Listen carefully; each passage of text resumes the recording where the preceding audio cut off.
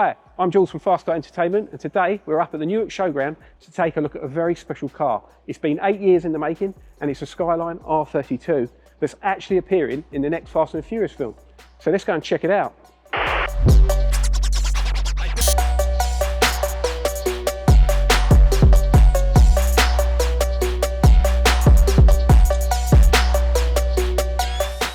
Right, so I'm here with the owner of this mental Skyline, Matt Jarvis. So Matt, today we're just going to walk around your car and just find out where it's come from. No problem. And what you've done to it. So let's go. So Matt, should we start with what's underneath the bonnet? Absolutely, let's go.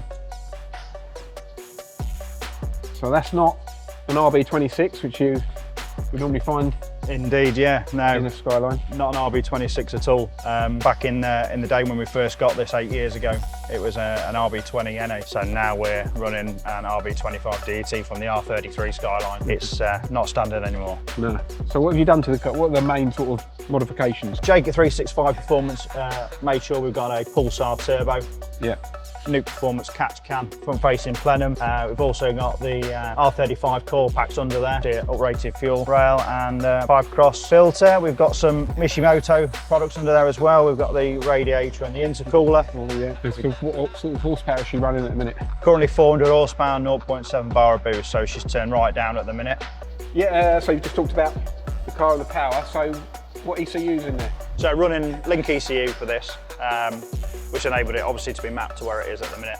Yeah. It's due another remap shortly, so hopefully we can try and push to the magic 500, I guess. But yeah. So Matt, it obviously looks like an R32 GTR, but it's not. And I know there's a massive story behind this car. Absolutely. That dates back around about 8 years, you were saying? Yeah, indeed. Yeah, Jules. Basically, so 8 years ago, we purchased a RB20 NA R32. Unfortunately, it was rotten. Yeah. Ended up having to get a new shell. Basically took the new shell from what it is now. The whole of the underneath has all been done. Obviously, you've seen the engine, that's all been completed. The interior has all been done.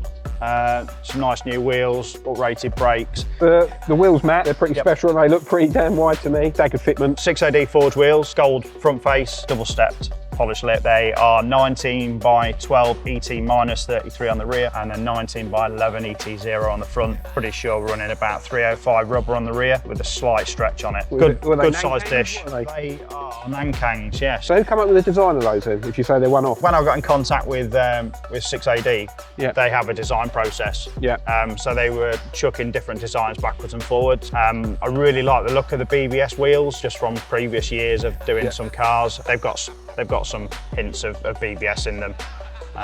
Yeah, and we just decided to double step it just to give it that further width. So moving to around the rear of the car, got this lovely little carbon detail here on the spoiler. What have you got in the boot, Matt? Well, basically, I wasn't one that wanted the full airlift system. So what we've done is, to make life a little bit easier for the roads, especially around Lincolnshire, there's a lot of speed bumps. So what we've done is we've installed some stance parts, and basically what that enables us to do to lift the vehicle 60mm up or down, front and back, and then once you're over that bump, put it back down again. Probably a cost over what we really needed to do. So that was the... So it's like a little air cup at the top. Do you want to talk about what kit's on there? Absolutely, yeah. So it's a Veilside inspired kit. It's approximately 120mm wider on either side than the standard GTR, so it's quite chunky. Yeah. It's all blended in instead of sort of the Pandem style where it's sort of riveted or bolted or whatever they use. This enables it to be smoothed in, and I personally prefer the look. Yeah. And that continues. Chris at Big Bear Customs has done a great job because what he's done is just continue to move lines of the vehicle all the way through the door lines, door shuts,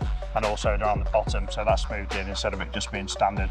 And obviously then the wings separated off. Same on my Mark IV Super, I had the old Veilside size, but I smoothed them in. Yeah, I just prefer. From the same era, aren't we? Front bumper and the rear bumper, are they part of the same kit? Or? Same kit. The only thing that's totally different is the bonnet.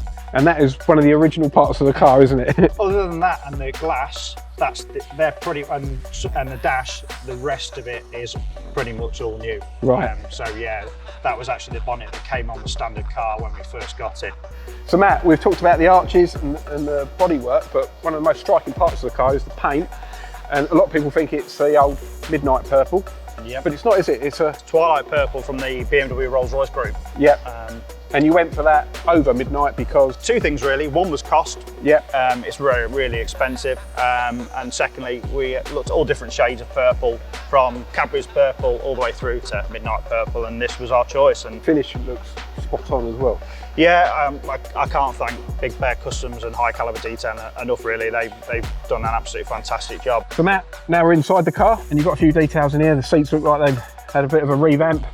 Yeah. Steering wheel, shifter, and you've obviously got some audio in there. So do you want to run through?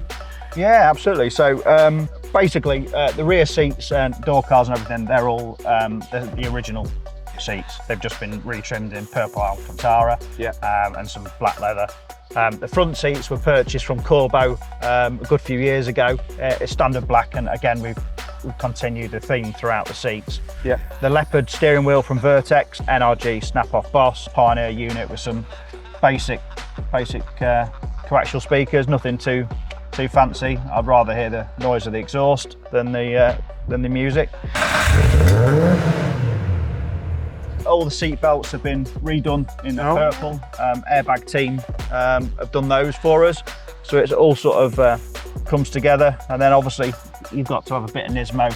It's probably the only bit of Nismo I can afford. So we've got some mats in here, but yeah, overall, really happy with it. So Matt, we've been through the whole car, but obviously there's probably people that you'd like to mention that's helped you along the way with the build. Yeah, absolutely. So. Yeah, absolutely. So first of all, Big Bear Customs, they've spent at least probably 700 hours on the bodywork. It looks fabulous, and we couldn't have done it without them. Jake at 365 Performance for sorting all the engine work out and making sure that that's running sweet. 6AD forged wheels, again, one-off wheels, they look fabulous. Marshall and upholstery for the interior, it really does suit the car. Probably my biggest thanks is to Alan. Alan is the executive director of Icarus, and he has put a lot of time and effort into the build along with himself. So yeah, thank everybody for supporting us and continuing. Can't wait to hit some shows up this year.